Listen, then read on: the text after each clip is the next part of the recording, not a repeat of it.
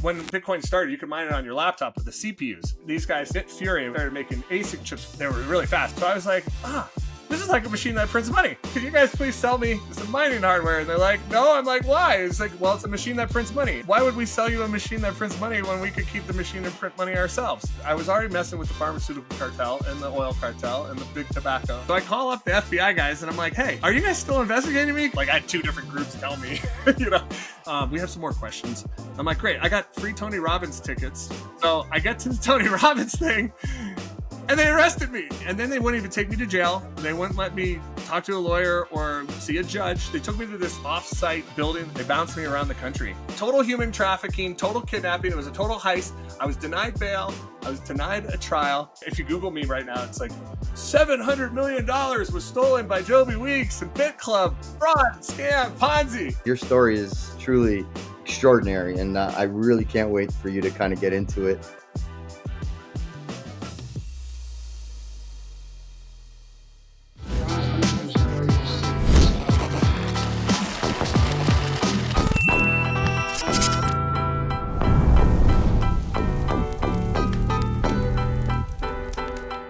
Welcome to the Gold Awakening episode number 28. Special guest today, Joby Weeks, the infamous Joby Weeks. I'm really looking forward to this podcast. You're probably I'm most excited about having you on than anybody so far to date, because your story is truly extraordinary, and I really can't wait for you to kind of get into it. Just the amount of different things that you've been involved with since you were a young kid, and now today, what you're going through right now with the FBI and the court systems. I mean, I feel for you, and I hope everything works out with you.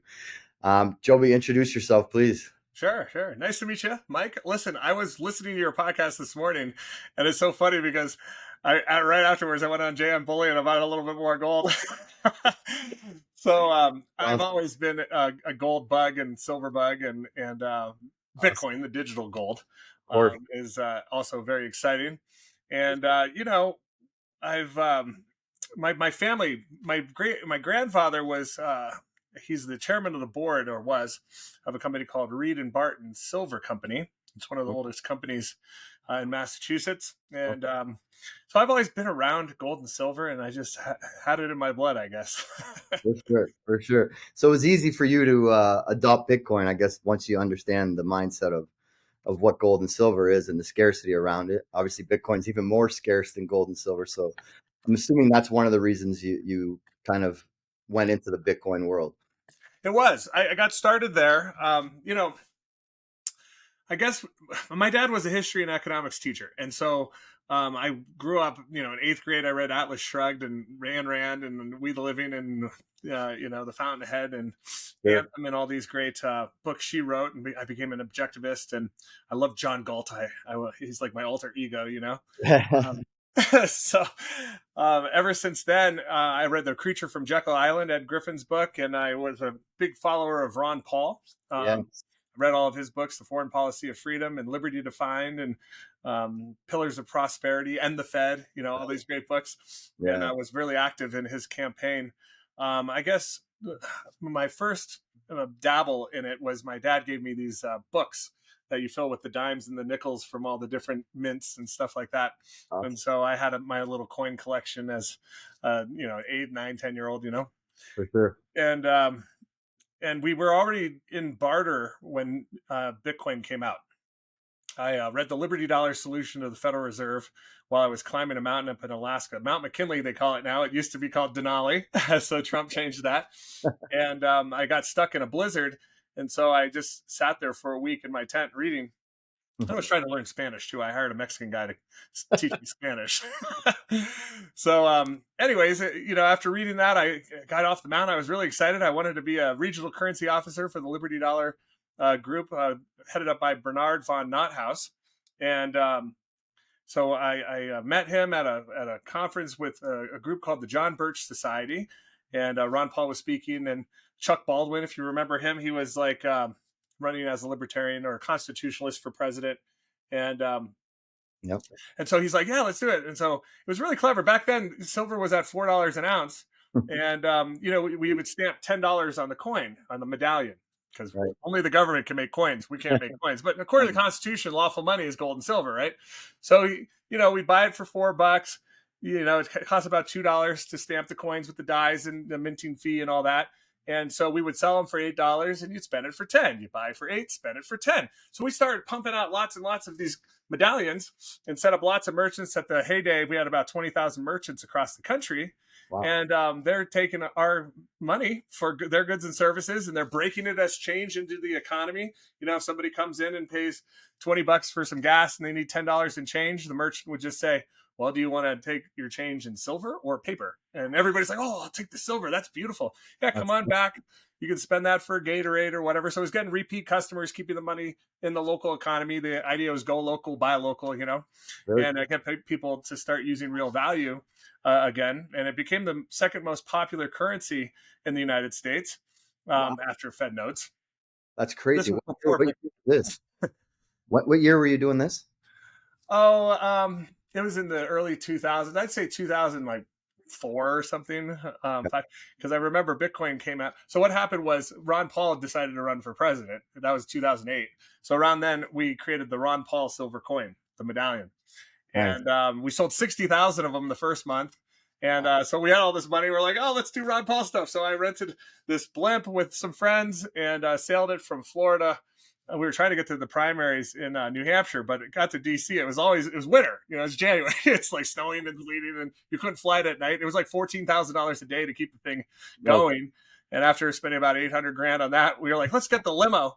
So I rented the world's largest stretch limo, and I put freedom, liberty, sound money, private property, bring our troops home. I wrapped the whole thing in an American flag and took it to 30 states and all the debates and all the Ron Paul rallies. And instead of spending $2 million on a Super Bowl commercial, we were like, let's just get this limo and just drive it around the Super Bowl in circles and get free exposure, So we got millions of dollars of exposure for Ron Paul.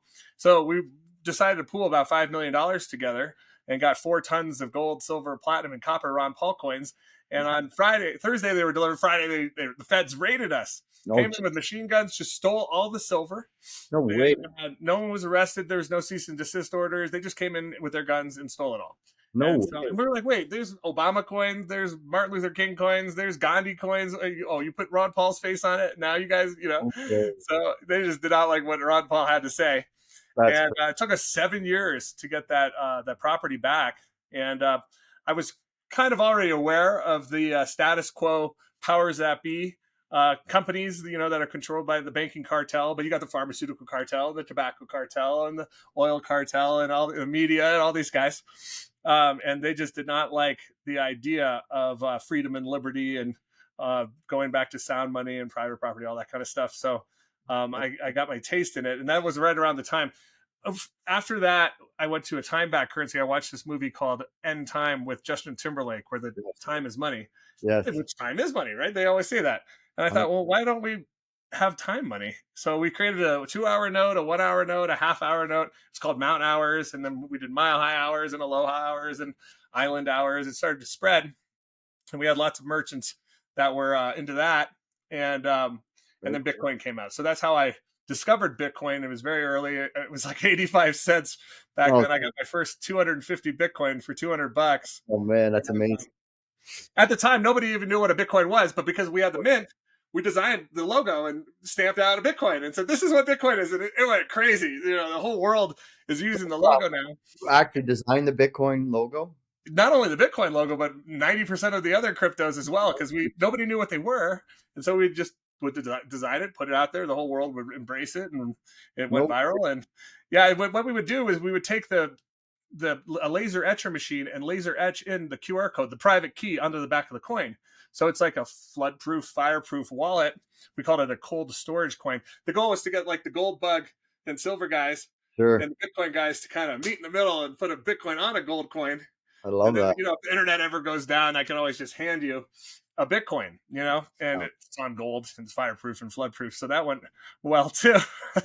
Crazy that you designed all those. Were you able to monetize that in any way, or I guess not? I'm a libertarian, so I just was giving it to the world, But recently I did go through the paperwork and the steps to do the trademark, because I have an idea of tokenizing the Bitcoin logo and then shattering it this is kind of confidential. I probably shouldn't tell my Love my it. grand plan, but it's going to be really a cool idea. They have these things called ordinals where you can actually, so they're like NFTs, but on the Bitcoin blockchain.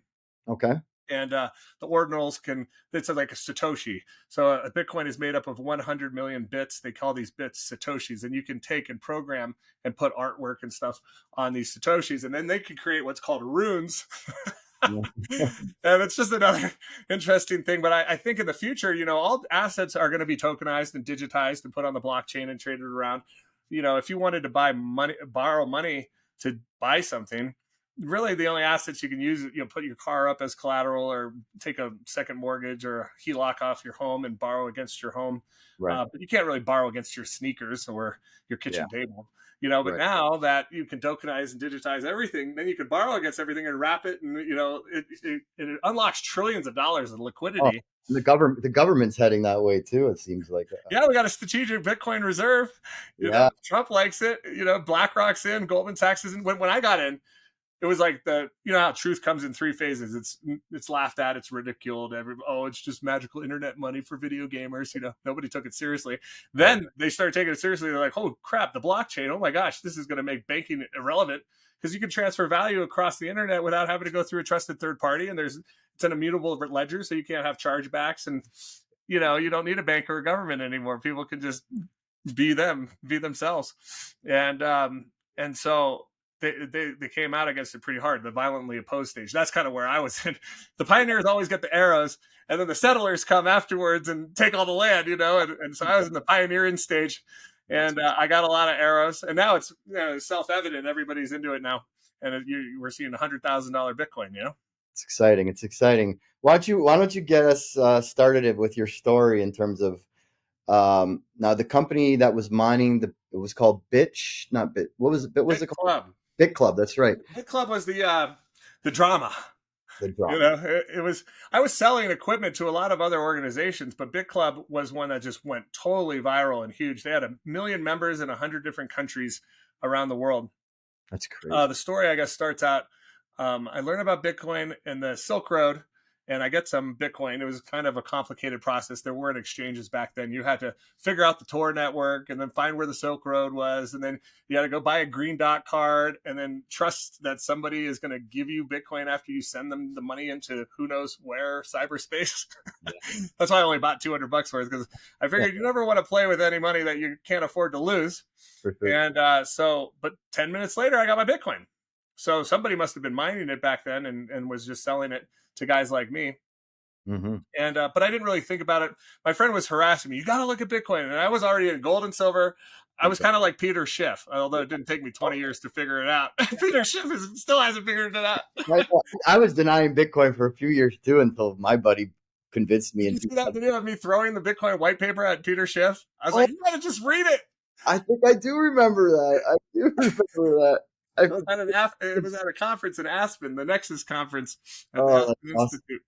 Anyways, so I wasn't paying attention to it because I was already, I was thick into minting gold and silver. And, we got this mining claim play here in Colorado, Central City and Blackhawk. It's known as the richest square mile on earth.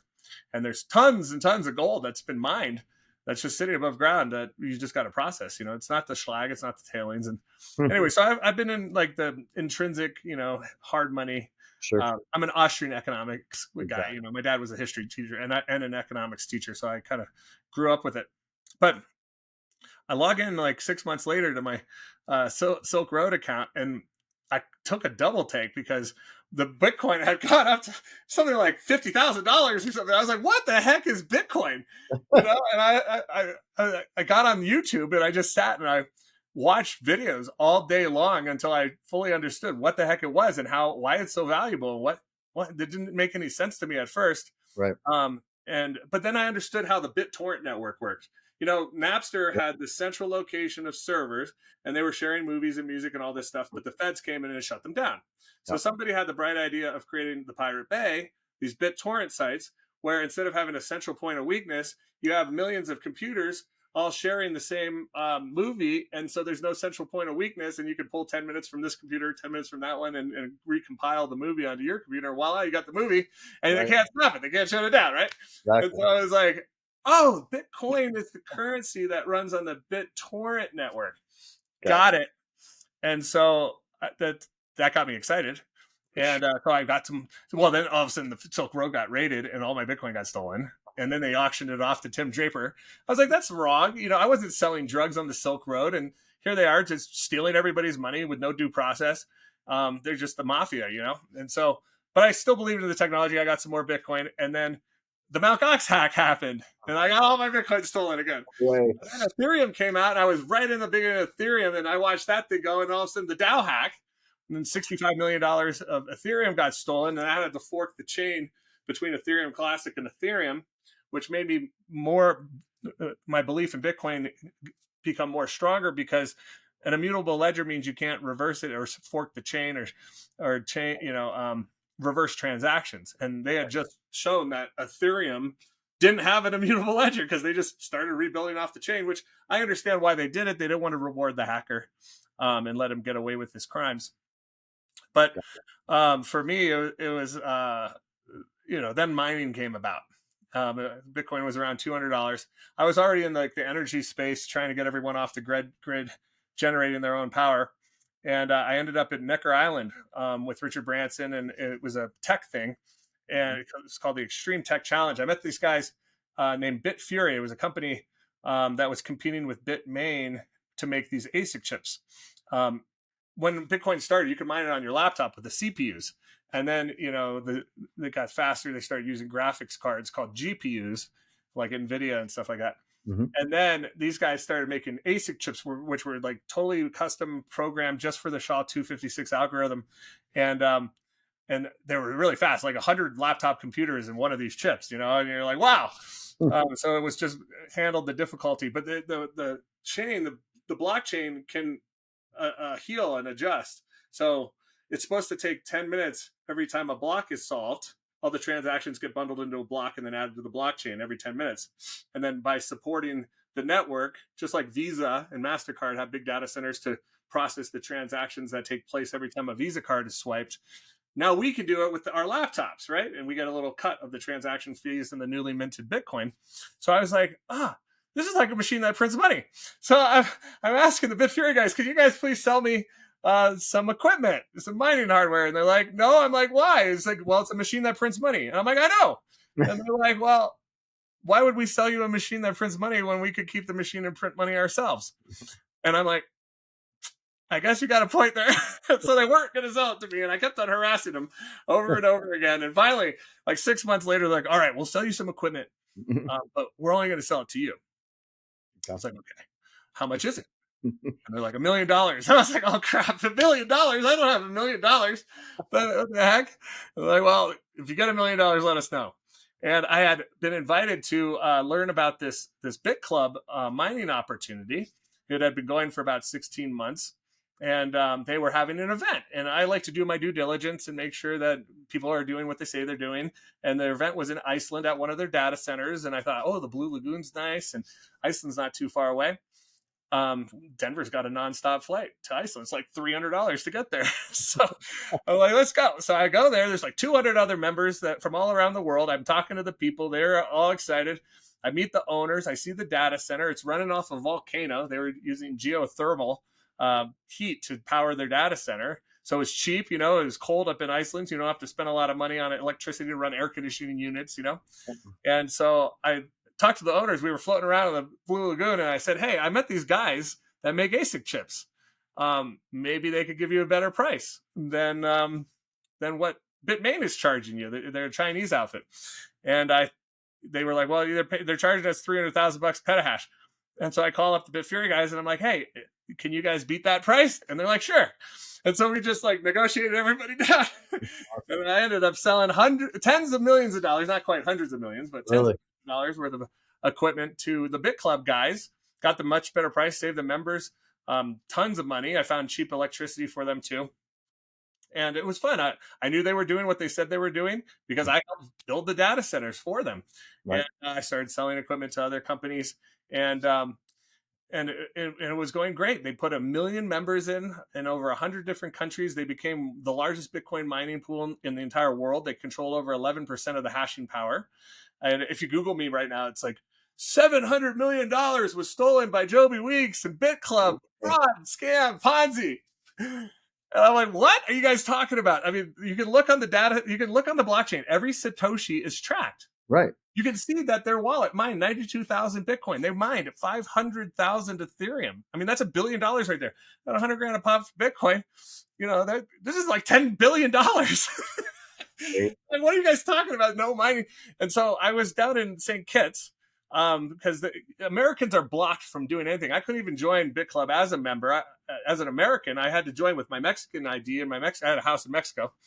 So I had to use that to join because Americans are banned from like all the great opportunities around the world. It's like, look at any of these opportunities. It's like, we can deal with everybody in the world, but North Koreans, Iranians, and Americans. Yeah. Like, wait, why can't I join? They're like, your government's run by a bunch of psychopaths. I thought it was land of the free, man. All right. No, All right. so I had to join us again. I remember trying to get into ICOs back in the day too, and it was the same. If you were in Canada or America, you couldn't join. You had to get a European VPN. Different passport, different VPN. They were blocking US IP addresses. They wouldn't let Americans join. Right. Which is funny because then the US government came and kidnapped us. But, which doesn't even make any sense. But so here's how this happened. How long were you with Bit Club before this they came down on you? I joined in August of 2015. And they came down on me December 10th, 2019. So everything was running perfectly fine with Bit Club. No, there was no. That's great. It was great. Great. They paid us every single day in Bitcoin. They'd mine the Bitcoin and they disperse it, after they pay the power bill, and they disperse the coins to all the members. And we were generating, and people could take delivery of their mining hardware and mine at home if they wanted, or they could just host it at the Bit Club data center. They're trying to say, oh, that's a security. I'm like, if that's really a security, first, it's computer equipment. You could depreciate it. It's not, it's a product. It's not a security. Nobody asked when they joined Bit Club, where's my stock certificates? Where's the convertible note? I mean, it's completely ridiculous. But they're like, oh, you're selling an unregistered security. Like, if I am, like, so is Amazon with their AWS servers and Google in the cloud and, Dropbox, and you'll go arrest them too. Oh, you're not going to go arrest them, but you're going to say we're a security, but they're not. It's all totally frivolous. But what happened was, I'm down in St. Kitts, and they have this citizenship by investment thing where if you buy a house, they'll give you a passport. And then I could use that passport to, join all these opportunities that Americans are banned from joining. Sure. And the passport comes in, but it's my wife's passport, not mine. And so I'm like, well, where's my passport? That's not fair. So I call up my lawyers and I'm like, why has she got a passport, not me? And there's how do we put this? There's an investigation going on you. Who? I don't know. Okay, well, I had recently been hacked, and again, I lost like $50 million. It was horrible. My Bittrex account got completely. How they did it was they stole your phone number. So you can't set up a Facebook account or a Google account without a phone number, because if you forget your password, you do forgot password, click, and it sends a text message with a code, right? And this was before Google Authenticator came out, So if they go and hack AT&T or T-Mobile and they steal your phone number, they port it, they social engineer you and steal your I was kind of a target because I was speaking at all these conferences. So I literally woke up one day, my phone wasn't working, my phone number was gone, and they cracked into all my accounts, stole my Bitcoin. Oh. So I'm like pissed. I go to the FBI, and the FBI is worthless. I'm like, isn't that why you guys exist? So you can go catch these criminals that actually harm people and steal? Right. No, they couldn't do it. So I had assembled a team of like white hat hacker guys that work for the intelligence agencies, and they do these moonlight jobs on the side, and they're friends. And they wanted to like catch bad guys, instead of Interpol, catching animal poachers, they wanted to catch hackers that were like, giving Bitcoin a bad rap. Locking up hospitals with ransomware, stuff like that. So I assembled this team, and I'm like, this is great. We can go catch hackers. They found my hacker out in Manila. It was this lady boy that had a crush on me. It's a crazy story, but long and the short, found out the casino that they're laundering the money through and where she lives and stuff like this. And I go back to the FBI with the dossier on a silver platter, and I'm like, you want to catch this hacker? Here's everything. Here's what. No. They can't be bothered. I think the hacker actually worked for the government because they wouldn't go get him. And I tracked the Bitcoin to a wallet that had over $1 billion in it. I'm like, this is a really big hacker group, But probably was probably the United States government wallet. I mean, you can track this Bitcoin through the blockchain, you know. Of course. Anyway, so they couldn't be bothered. Well, I'm down in St. Kitts, and I buy this house to get this passport. They won't give it to me, so I call my hacker white hat friend guys, and I'm like, "Is this true? Am I really being investigated?" And they're like, "Yeah, you're getting investigated." I'm like, "Well, who?" So call me back a couple of days later. Some guys at the Treasury. Okay, well, set up a meeting. I'd like to find out why. You know, I wasn't trying to hide anything. I was pretty flamboyantly vocal on my escapades bringing Bitcoin to the world. I mean, I probably got 10 million people into the Bitcoin space. Mm-hmm. And so, I mean, I gave away 10,000 Bitcoins. Wow. Back when it was $1, you want a Bitcoin here, you want a Bitcoin here, you want a Bitcoin here. I was like, it's $1, who cares? And I gasped. Now it's 100,000 each. And I'm like, oh my God, I gave away a lot of Bitcoin. But I did get a lot of people going, but some of them lost their phones and forgot their passwords and gasped at how much Bitcoin's just locked up in wallets nobody can get to. Just imagine. Anyway, so you know, I go to Washington D.C. We have this meeting at the Ritz-Carlton, and we're sitting there, and I'm like, I wonder what they're upset about, because I was already messing with the pharmaceutical cartel and the oil cartel and the big tobacco. It's a long story, but I've been in a lot of disruptive technology businesses for the last 20 years, kind of challenging the status quo my whole life. And so I was like, which one of you guys is mad at me? And they're like, no, I want to know all about the Bitcoin and BitClub in particular. So I'm like, here's the invoices for the equipment they bought in the data centers, and here's the pictures, and here's the wallets they're mining, you know. Yeah. And I thought it was all good after 2 hours. I'm like, perfect, investigation's done. Sure.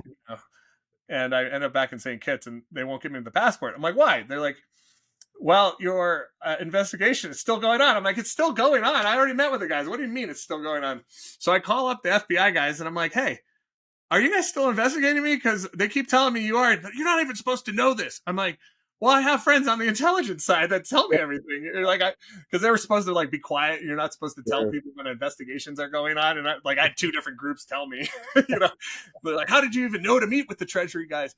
I'm like, well, I got my ways. But the point is, they're like, I called them up, and they're like, we want to talk to you. We have some more questions. I'm like, great. I got free Tony Robbins tickets. They're like normally $5,000 a ticket, you know, Date with Destiny. It's like, I'll save you guys some tickets. Come to the event with me. We do Tony Robbins, rah, rah, rah. And then we can have lunch, and I can answer more questions. Whatever you guys want. I want my St. Kitts passport. I'm tired of you guys like cock blocking me here. So I get to the Tony Robbins thing, and they arrested me. Oh my God. At the Tony Robbins. At the Tony Robbins, A Date with Destiny, West Palm. And I'm like, why are you arresting me? And then they wouldn't even take me to jail. They wouldn't let me talk to a lawyer or see a judge. They took me to this like off-site like building that had no like, I don't know. I thought I might be going to Gitmo. I was like, are you guys really cops? If you guys are really cops, you need to be in jail. I get to see a judge, don't I? You know. And they for 6 hours, give us your Bitcoin, give us your private keys. And they're wanting. I'm like, if this is real, I need Bitcoin so I can pay for lawyers, and I need Bitcoin to pay for bail. I can't give you all my money. And they got all mad. So for 11 months, they bounced me around the country from jail to jail to jail to jail, and state to state, total human trafficking, total kidnapping. It was a total heist. I was denied bail. I was denied a trial. It's been 5 years. I still haven't had a trial. My family didn't even know where I was. I got a little daughter who's like 1 year old. She's learned to walk and talk without me. It was horrible. They're total criminal. And you know, just so you're on how due process is supposed to work for all the criminals watching this that don't follow the Constitution. Due process works like this: you get indicted, you get arrested, you get bail, you get a trial, and if after you're convicted at trial, then you go to jail. After a trial, you don't just kidnap people and throw people in jail without giving them a trial. That's what the gulags were with Stalin. Are you guys a communist China?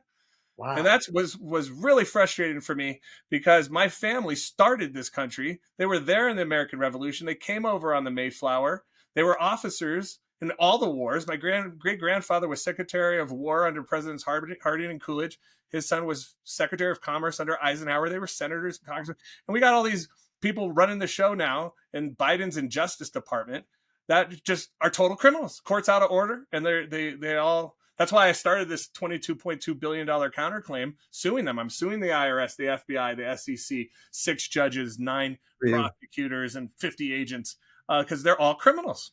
Wow. How did they get away with that? I Because mean, nobody's suing them. I mean, they have a 97% success rate. I mean, Trump had to deal with this lawfare too. And so maybe he can clean it up. I really hope so. I mean, you see the problems he's having with these judges.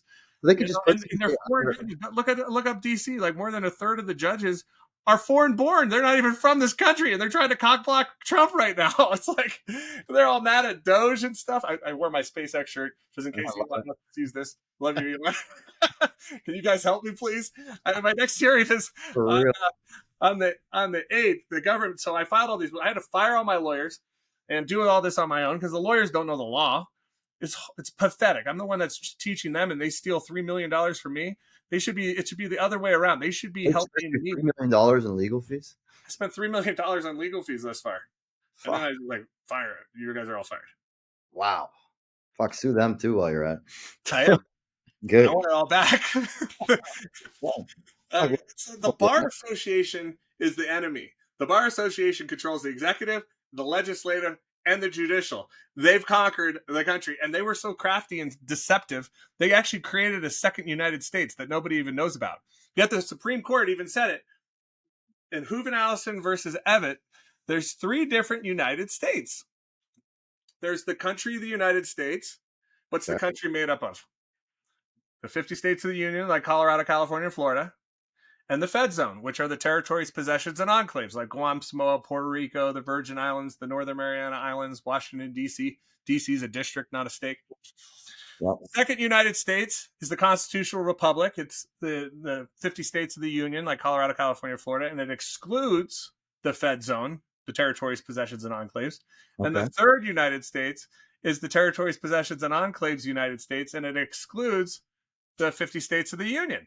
So there's 3 different United States. Technically, there's 4, because if you look at Title 28, the United States is actually defined as a corporation. It's got a Duns Bradstreet number.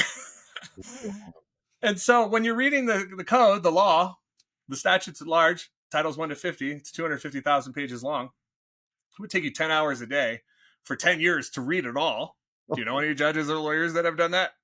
No, not mine, for sure. That's why they're all compartmentalized, right? Just like doctors are compartmentalized. You got your endocrinologist, the immunologist, the cardiologist. Those guys don't know how the body works.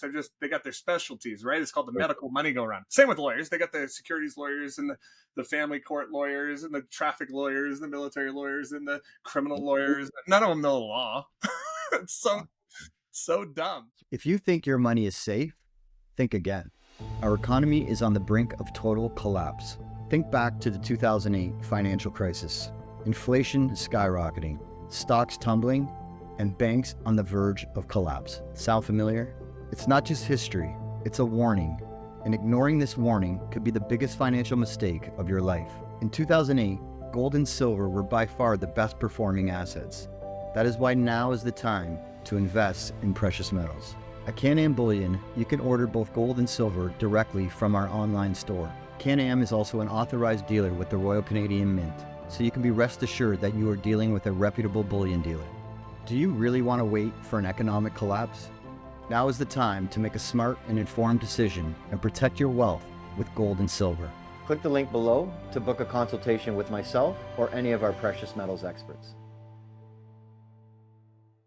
So you've been under house arrest for this. How is that legal to just throw somebody under house arrest with no? That's why I'm suing them. I've been under RICO and the Tuckers Act and the Sherman Act and human trafficking. Did you ever try just not following them? And what did anything happen? Did you try to not? Oh, they've tried to throw me in jail 4 times for bail violations. Luckily, I got a judge that's kind of fair. He's a magistrate. Okay. And the first one, the day I got released on bail, 11 months after being tortured, I get flown I take an earlier flight than normal. I was supposed to be home by 10 o'clock at night, but I landed at 5. So my dad wanted to take me to a steakhouse as celebration for being home. So we stopped by the Outback Steakhouse and we have a steak. I get home an hour before I was supposed to get home. And they tried to throw me in jail because I stopped for a steak. Had a hearing and everything.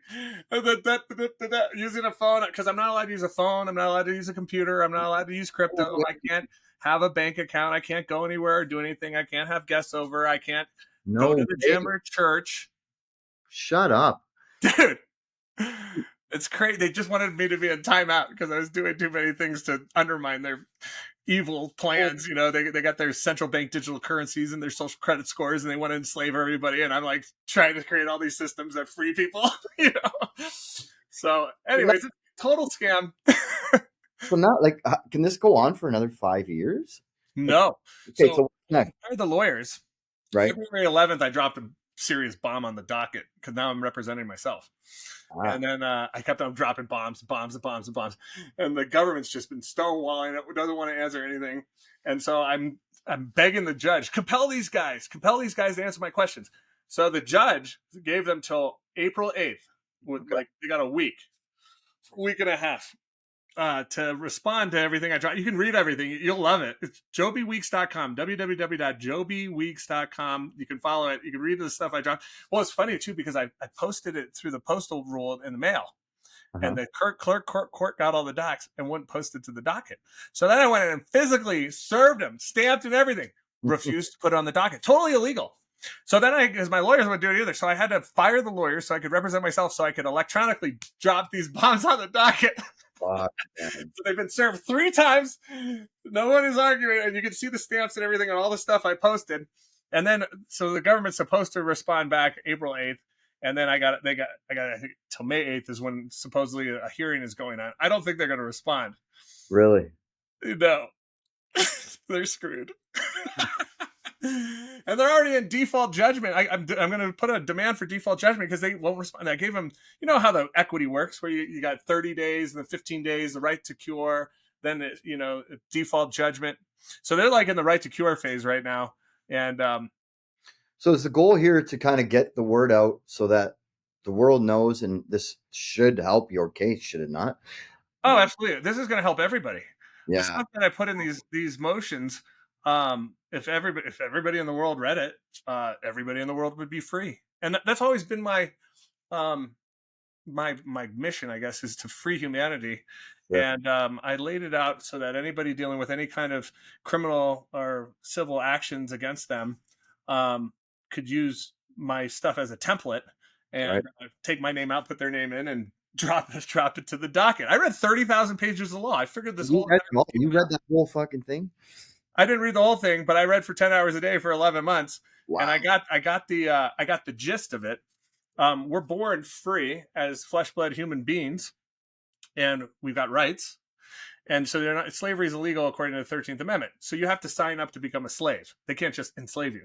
So what they do is they create this U.S. citizen legal fiction entity. So you're born an American. They call it an 8 U.S.C. 1101 821 American national. Then you apply with a Social Security application to become an 8 U.S.C. 1401 U.S. citizen. Now, as an officer or a citizen, an officer of government, all these rules apply to you that don't apply to Americans that never applied. Kind of like if you join the NFL. NFL is a league, and they have franchises in the league, the Broncos franchise and the Patriots and stuff like this. And those franchises, those teams have offices to fill or positions like quarterback, running back, wide receiver. John Elway, the human being, signed the contract to join the NFL and play for the Broncos. So he filled the office of quarterback or the position of quarterback for the franchise, the Broncos, and the league, the NFL. And now all these rules apply to John Elway. None of those rules apply to us playing football in the park. Just John Elway because he signed the contract and joined the league. And that's what they wanted to do. They created all these laws, hundreds of thousands of them. And it's this league that only applies to U.S. citizens. You got to sign up to join it. Now you're a slave and you only have privileges. U.S. citizens have no rights. So you got to get licenses for everything. A license is to give you permission to do something which would otherwise be illegal. Is it illegal to get married? So why the heck would you get a marriage license? Right?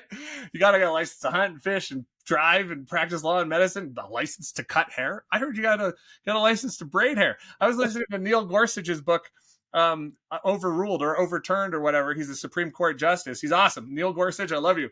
Anyways, his book, it goes over just ridiculousness, but it's because, they've stolen your rights and then sold them back to you as in licensing fees. And it's ridiculous. You got a right to bear arms. So why are people getting concealed carry permits? Because as an officer of the government, which you don't even realize you are, you now have to get a license for it. That's why they give you benefits, they say, right? Like a police officer, when he signs the contract, he can't grow his hair long, and he can't, he's got to carry a gun, wear a badge. He's got to give up some of his constitutional rights in exchange for the benefit of employment, right? Right. And so they say, oh, well, you have these benefits that we're offering you. I'm like, no, being a slave is not beneficial. I look at that as an injury. Unbelievable. So I was reading that you met with Tucker Carlson. Are you planning to do a podcast with Tucker? Because that would be amazing. I called him 2 weeks ago, and he was in Saudi Arabia. He said, call me back. I pinged him. His dad had died. I said, sorry about your dad. But, I have not been ready to tell this story because, under Biden, you saw what they did to the president. They tried to throw him in jail. Yeah, exactly. The president of the United States. I'm like, I can't say anything right now. Now Pam Bondi's in, and Kash Patel, and Tulsi Gabbard, and RFK, and Elon Musk. It's like the dream team now. So I'm like, okay, I kind of got my courage. Like one of these guys comes to my rescue if I end up in Gitmo or something. But it's absolute ridiculous. We harmed nobody. We created no victims. We did bring in, they say $700 million, although we didn't use the U.S. financial system in any way. We were not a Bit Club. And when I say we, I didn't even run Bit Club. I didn't start. What happened to the $700 million? Say that again. So what happened was Bit Club, they say, brought in $700 million. It was a $722 million Ponzi scam, they say. Okay. First of all, they didn't touch the U.S. financial system in any way. Right. They didn't use dollars. It was Bitcoin in, Bitcoin out. There's no jurisdiction. Number two, they bought all this equipment that mined 92,000 Bitcoins, and everybody got paid. There were no victims. There were no injured party. There was no one was standing to sue. The government just came in with machine guns, stole all the equipment and everybody's money. And then they're trying to go interview people and try to find victims. And I'm like, well, you guys were the ones that created the victims. There were no victims until government intervention, illegal government intervention, by the way. You don't have any jurisdiction over private membership associations. It wasn't a company. You can't come in and do that stuff. So, that's why it's taken 5 years for them to come up with a case, because there is not. Have you ever heard of someone being on house arrest for 5 years? No, it doesn't make any sense. It's insane. No. Pre-trial house arrest. Oh my gosh. Longer to go through. They've had more time to work on one case than it took for me to go through high school. Remember, 4 years of high school. You had prom and homecoming and all the tests you had to take, and summer breaks, and then sophomore year and all that stuff again, and junior year and all that stuff again, and senior year and all that stuff again. Hundreds of tests. So these guys can't put together a case in 5 years. It's unbelievable. Pathetic. So how much money is that? So they currently have all of the Bitcoin from. They robbed over 1 million people. Let's just say all 1 million members had $100 in their account. And this was back when Bitcoin was like 10 grand. Is this part of that fund that Trump talks about now? Like, is this? Yeah, they got it.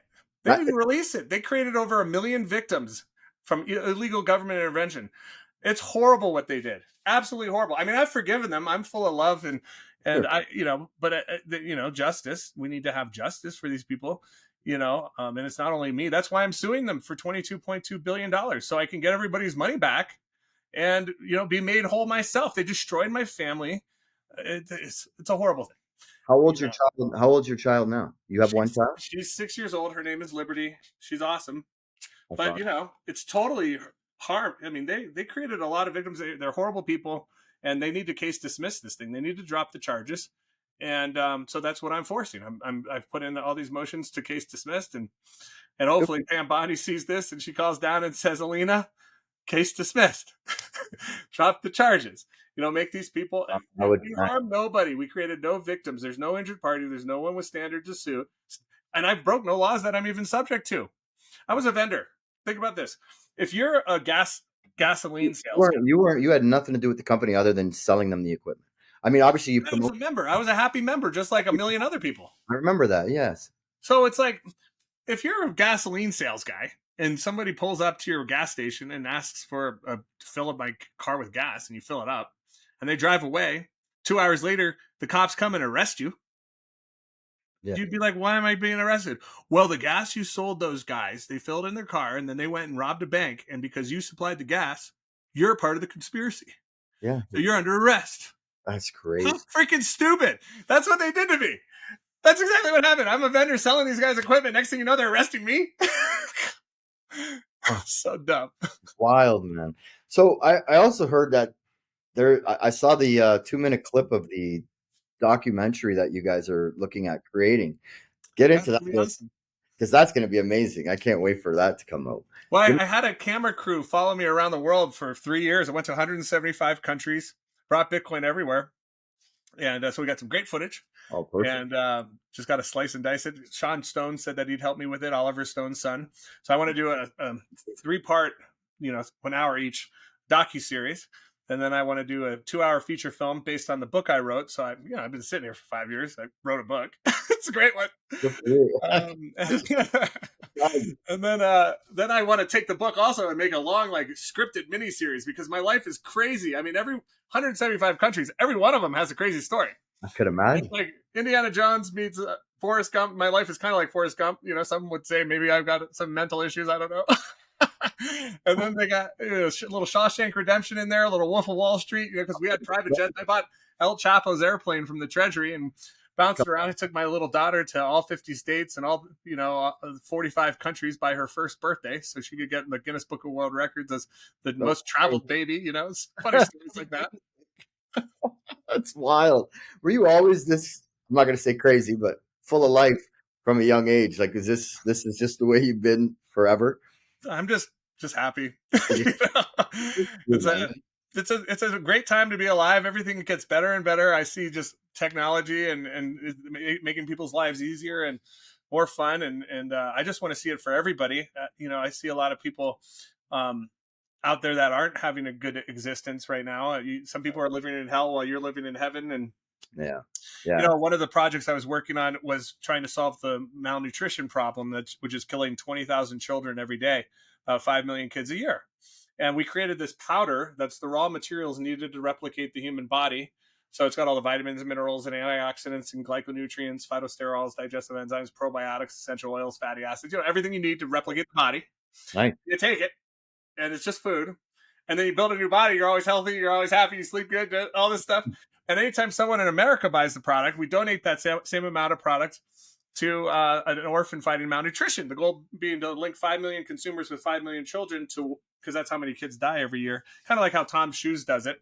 So we've given away over 30 million servings to 250,000 kids in 80 different countries around the world. We have an adopted orphanage program, and linking in with good and worthy causes and using capitalism to solve the world's most pressing problems.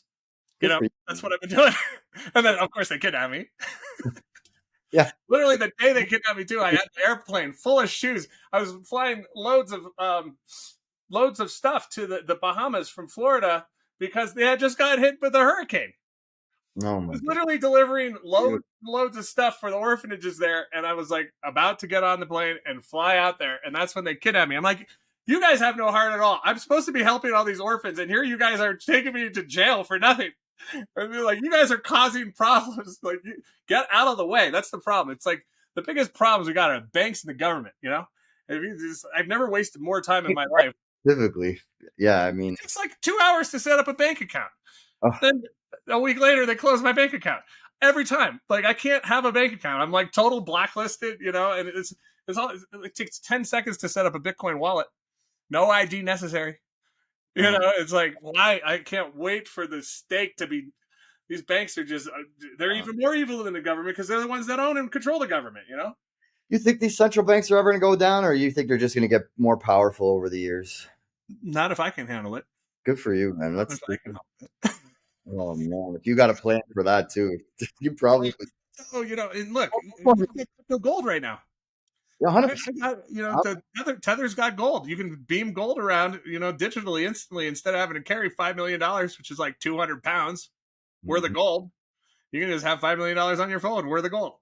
So how do we get rid of these central banks? Like, how, they just have all the money. The people have to opt out and stop using their system. It's like Facebook. How do we get rid of Facebook? Stop logging into it. If Facebook only had 2 users, it wouldn't be worth anything. They got 2 billion users. Now they're valuable.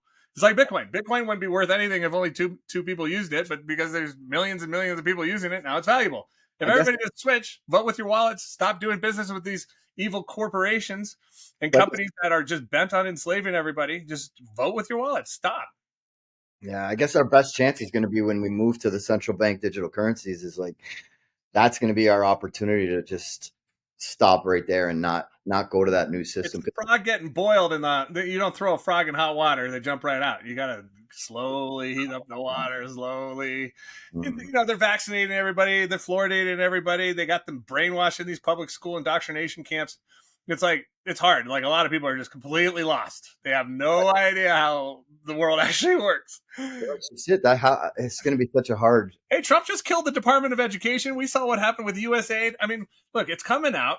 The fake news media, you got to stop. We got the internet. We got you guys like you talking, giving people like me a voice.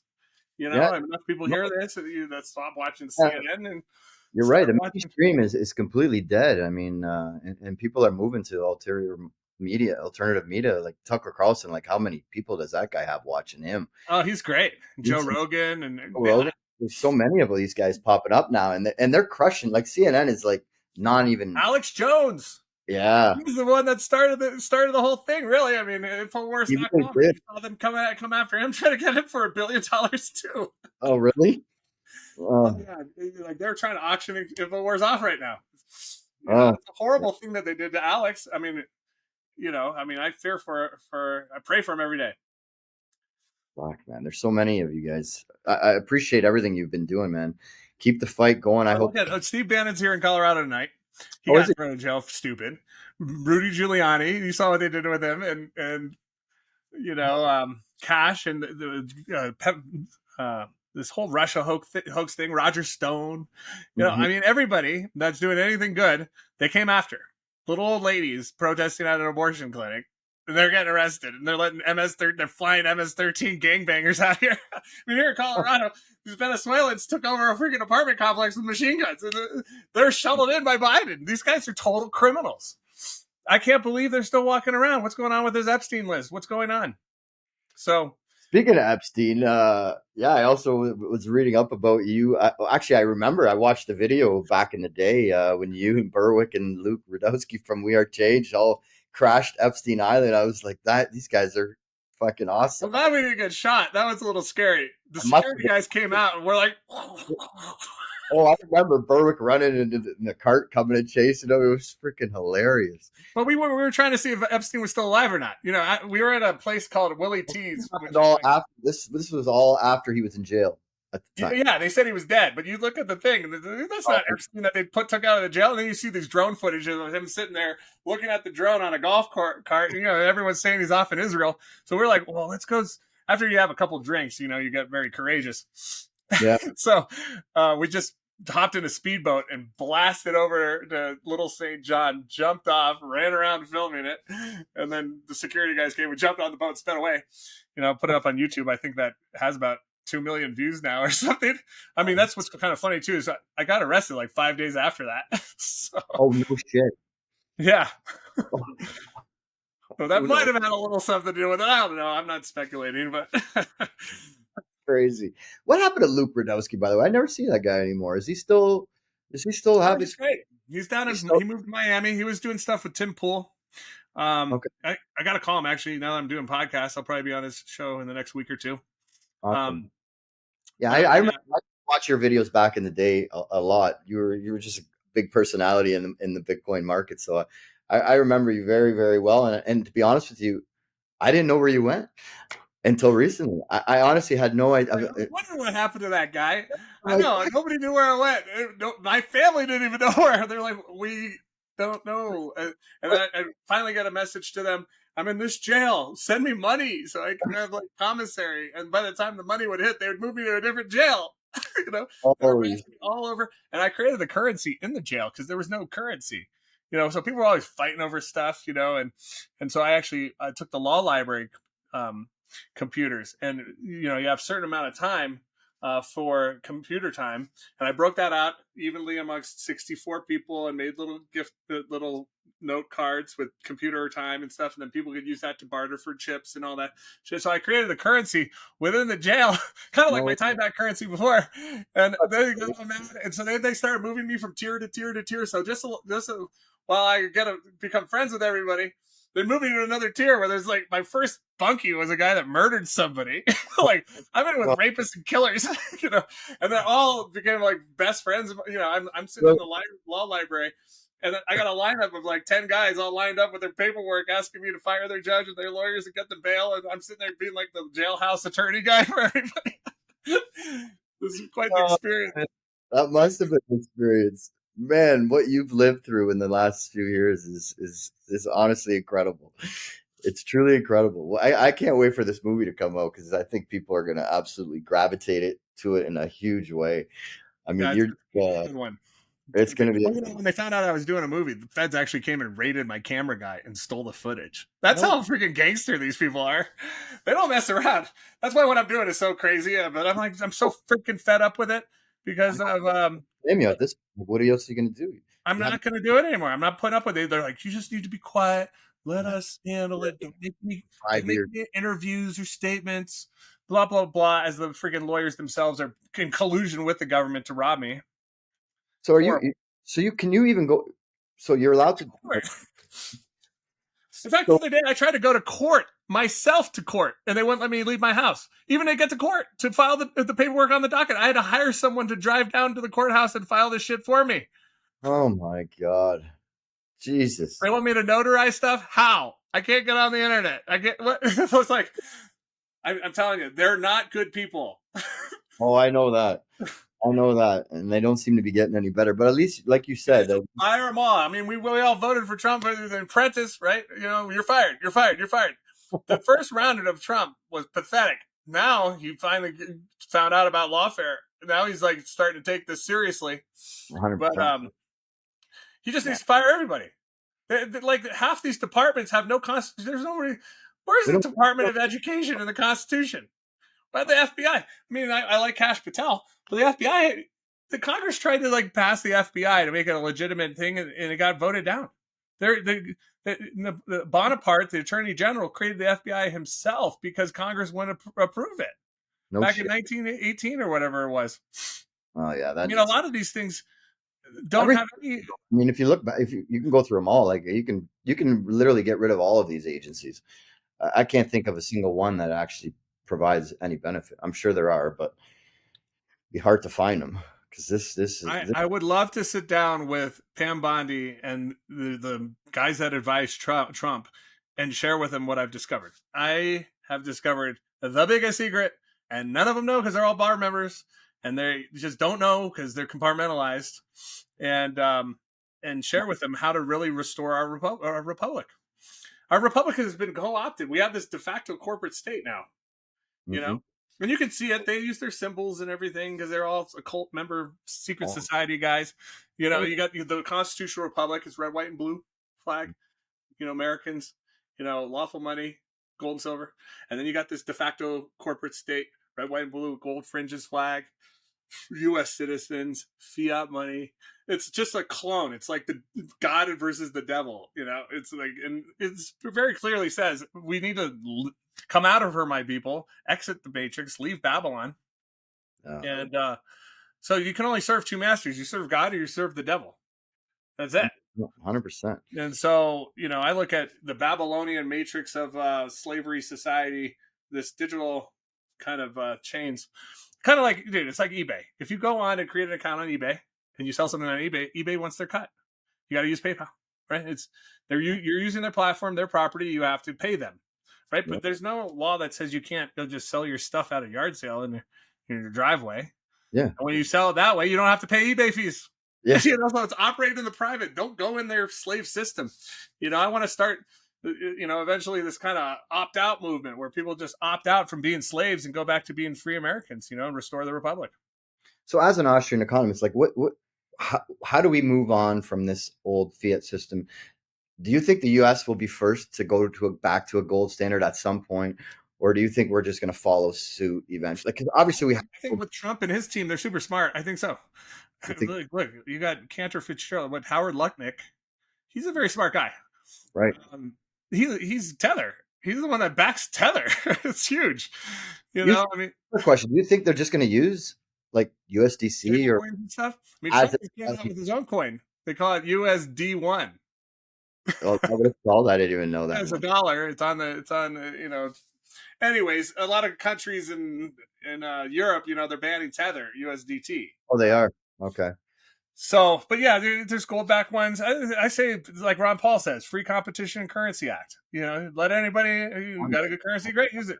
Well, we're not going to stop you. It's freedom. That's what freedom is. If you want to use Ripple, use it. If you want to use Tron, use it. If you want to use Solana or Ethereum or Bitcoin, like gold, silver, whatever, I mean, there's always an arbitrage play. So there's always going to be great opportunity no matter what happens. So the money changers will still all make their money. It's just like the same warehousing. They warehouse humans now, all these bonds that back, the money currently, when you're born, your footprint hits a birth certificate. And they hypothecate us. They take that birth certificate. It's like a stock certificate. Use that as collateral to create bonds, and then they borrow from against the Fed.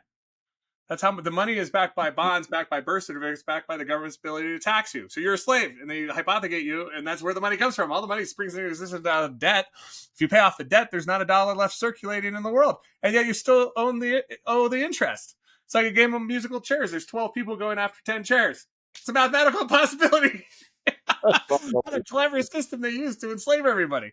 And so now they're warehousing everybody, right? You got your appearance bonds, you got your bail bonds, you got your penal bonds and all this. And these bonds are all traded. They all got CUSIP numbers. They're making a fortune, just enslaving everybody. They're total criminals. They're pirates. And we need to stop this. We need to stop this. So I'm here. I'd love to help if you could pass this video along. I love it. Yeah, I'm gonna do. I want to make this one get out there as much as possible, because what you're doing and what you stand for is so powerful. And so, I mean, it's I thank you for all your years of service to humanity and the freedom push that you do. And I really hope that things work out for you in the very short term, because I know you're going to be on to much bigger and brighter things in the future. Because I could just imagine how many things you have lined up. I have a lot of things lined up. I will, the second I get case dismissed and this ankle bracelet off, it's go time. I'm going to build the biggest data centers in the world, AI, Bitcoin. I've got so many cool projects I'd love to talk about, but I don't want the government to keep bombing my stuff. If it's not the hackers, it's the government. It's everybody. So I'm like, but it's all good. I could use some prayers. If you guys want to keep me in your prayers, that'd be great. We'll definitely be praying for you. And like I said, I wish you all the best. I hope everything works out. And when you get out, let's keep in touch. I'd love to chat with you in the future as well, because you're one of my favorite people out there, and you've done so much for the world. So keep it up, buddy. Thanks for having me on, Michael. I appreciate it, brother. Of course, brother. Take care, man. Appreciate it. Take care.